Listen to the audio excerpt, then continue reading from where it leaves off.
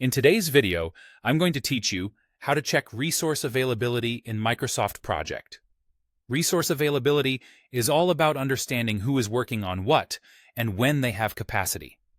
The quickest way to see that picture is to use a built-in view designed specifically for this. Start by going to the View tab. This is where Microsoft Project organizes all the different ways you can look at your data. In the Resource Views group, choose Resource Usage. The moment you switch to this view, your screen splits into two key areas that work together. On the left, you'll see a list of resources. Each resource has a summary row with their name, and, indented beneath it, their individual task assignments. This hierarchy helps you connect the dots between a person or team and the tasks they're responsible for. On the right, you'll see a time-phased grid.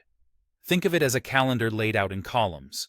Across the top is the time scale, days, weeks, or months, while each cell in the grid shows the amount of assigned work for that period.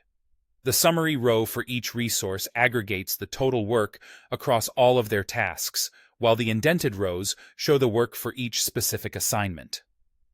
When you see higher numbers clustered together, that indicates a heavier workload during those dates.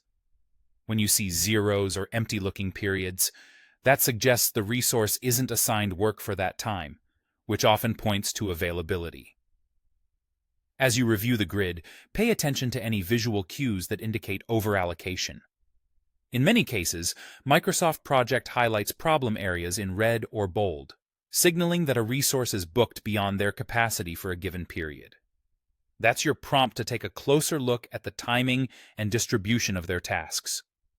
Even without making changes here, just reading the summary rows against the timeline gives you a clear sense of where potential conflicts or gaps exist. The time phase detail is especially helpful for spotting short, intense spikes versus steady workloads spread over multiple weeks. If your organization's working time is set to a standard calendar, like 8 hours per day, the numbers you see reflect that calendar. This context helps you judge whether a workload is reasonable for the period you're viewing.